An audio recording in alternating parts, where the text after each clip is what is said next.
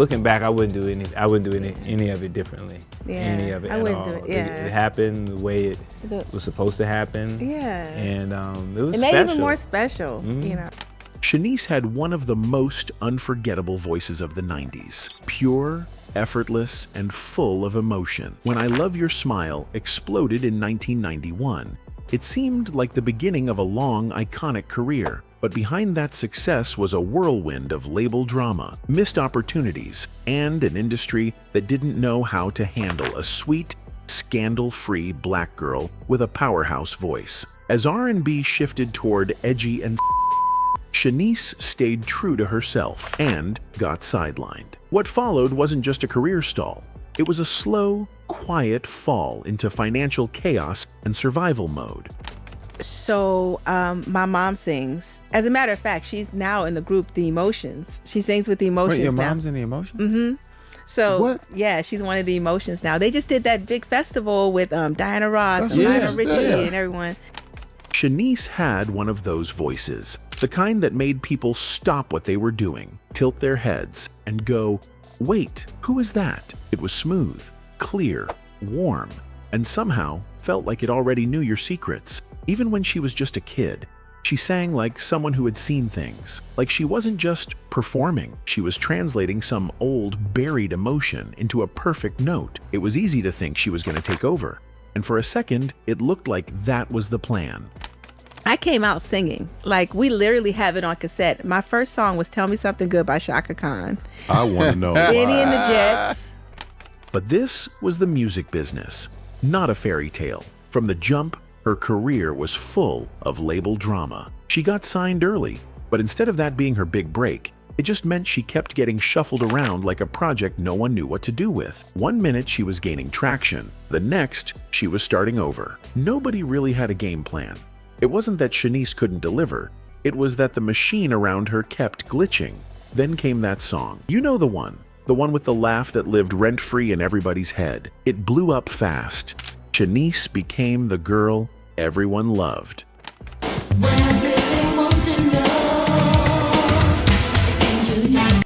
But as much as it opened doors, it also boxed her in. Labels locked her into that bubbly, picture-perfect image. Like that was all she was allowed to be. Meanwhile, her voice was getting deeper, richer, more grown. But the suits didn't care. They wanted her frozen in that one moment. By the time she dropped her next big album, she was ready to show a different side. The songs were more personal, the vocals more textured. She wasn't trying to be a kid star anymore. She was aiming for grown woman status. But the label? Crickets. No real push, no proper rollout.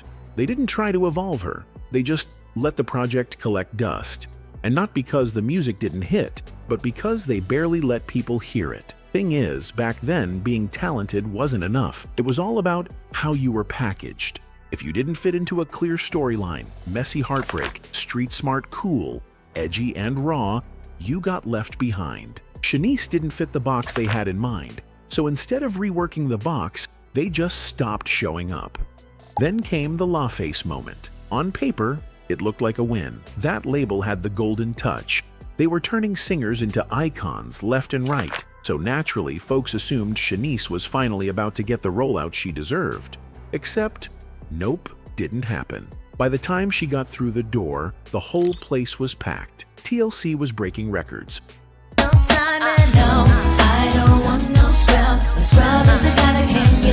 Tony was in her heartbreak bag. Unbreak my heart, say you love me. And Usher was on the come-up.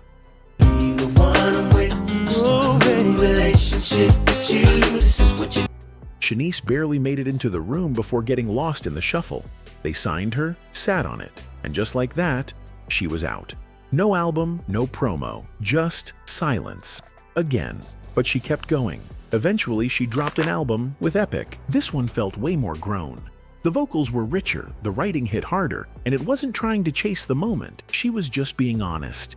It should have been her reintroduction. Instead, it got crickets. The label didn't push it. Nobody seemed to know how to present her anymore. It was like they were still stuck on that smile from years ago.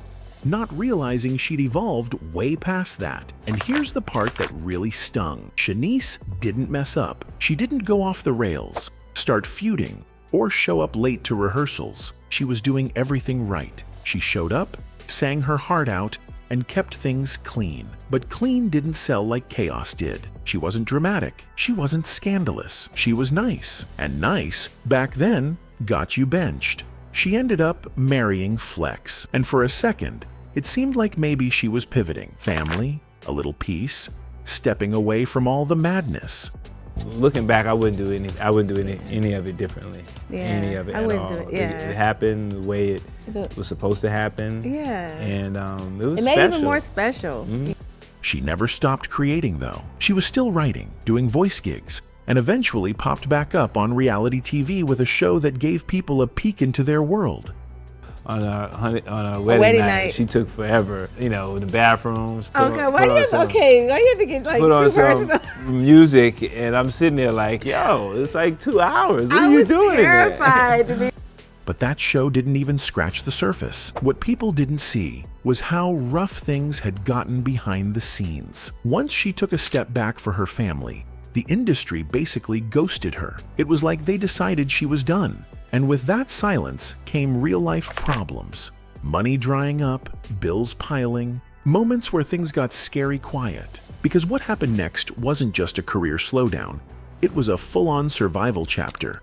Financial hits, bankruptcy, couch hopping, the stuff people don't post about. The kind of spiral that doesn't trend but leaves a mark.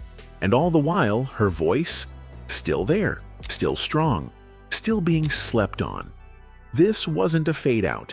This was the system deciding someone like her didn't fit anymore. They stopped paying attention, but life kept going, and it didn't get easier. It got real, real quick.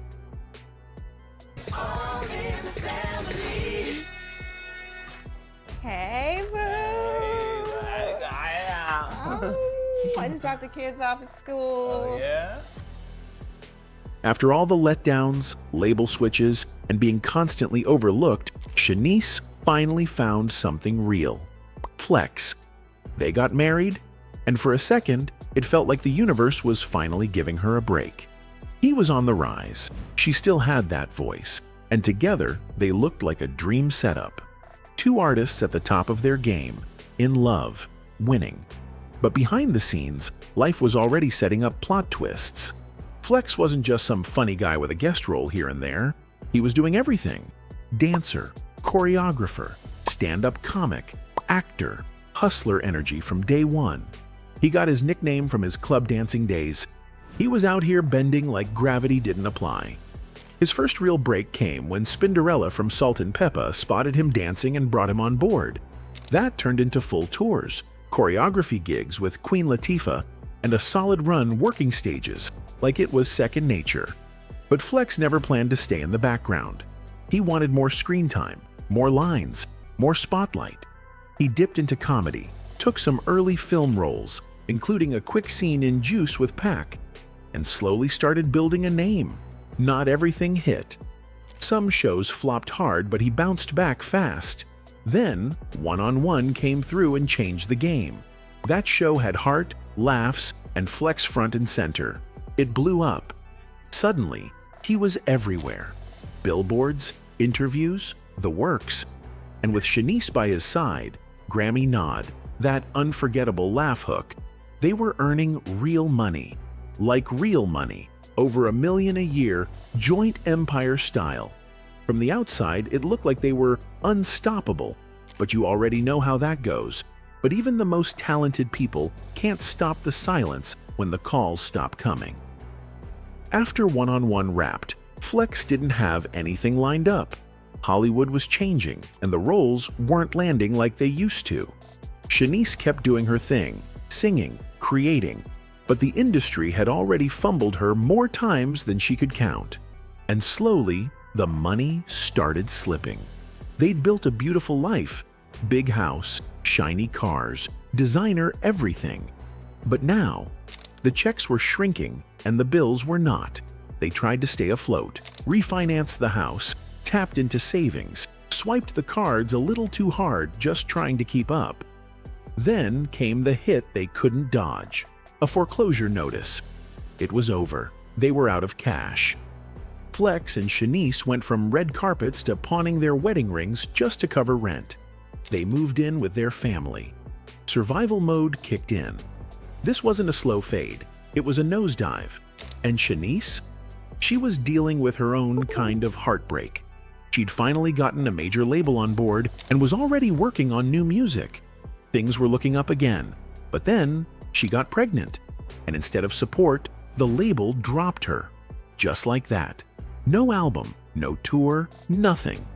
She hadn't even slowed down. She was still recording, still planning to get back to work after having the baby. But they didn't want to wait. They didn't care. And just like that, another door slammed in her face. Not because the music wasn't there, but because she chose to be a mom. It was never the music that cost Shanice the deal. Her sound stayed fresh. Her pen stayed sharp. She actually liked where music was headed and was ready to grow with it. But being pregnant, that didn't fit the label's fantasy, so they dropped her, just like that. Not because she fell off, because she didn't fit their storyline. With no label backing, 2 kids to raise, and no steady checks coming in, Shanice and Flex were stuck in that awkward in-between. Still famous, still getting recognized, but struggling hard behind closed doors. They'd smile for selfies at Target, then go home and figure out how to stretch the next check. Most people had no idea. Flex later admitted a bunch of folks in the industry were going through the same thing, just keeping it quiet. But they weren't trying to fake it. Instead, they cleaned the house, filed for bankruptcy, get rid of the luxury cars, switched to debit cards only, no more $10,000 Burberry shopping sprees. If it wasn't in the account, they didn't buy it. It wasn't glamorous, but it was real.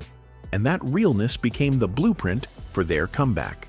They got back on TV, but this time it wasn't a scripted show or fake smiles. Flex and Shanice was then unfiltered. The messy stuff, the money convos, the healing, the hustle, and people felt it. Fans weren't just watching, they saw themselves, the broken moments, the regrouping, the part where everything goes left and you have to figure out how to fix it with what you've got. The show didn't magically fix their life, but it cracked the door open again. And more than anything, it reminded people that behind the hits and headlines were 2 humans figuring it out in real time. Their story wasn't some fairy tale comeback. It was about riding out the mess long enough to rebuild from scratch.